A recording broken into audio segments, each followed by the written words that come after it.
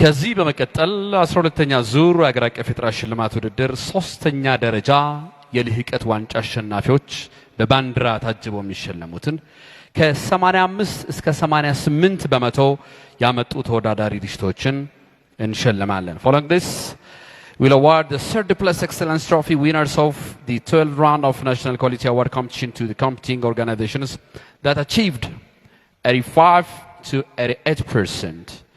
ይህን ሽልማት እንዲሰጡልን ክቡር አቶ እንዳለው መኮንን የንግድና ቀጠናዊ ትስስር ሚኒስትር ዴኤታና የቦርድ አባልን በክብር ወደ መድረክ ሸኙልኝ። ለ12ኛ ዙር አገር አቀፍ የጥራት ሽልማት ውድድር ሶስተኛ ደረጃ የልህቀት ዋንጫ አሸናፊዎች ኢትዮጵያን ፋርማሲውቲካል ሰፕላይ ሰርቪስ፣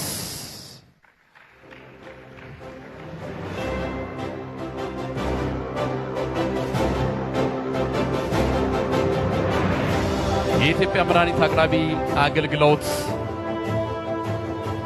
ነው። በ12ኛው ዙር አገር አቀፍ ጥራት ሽልማት ውድድር ሶስተኛ ደረጃ የልህቀት ዋንጫ ተሸላሚ በመሆን አጠናቋል። Congratulations.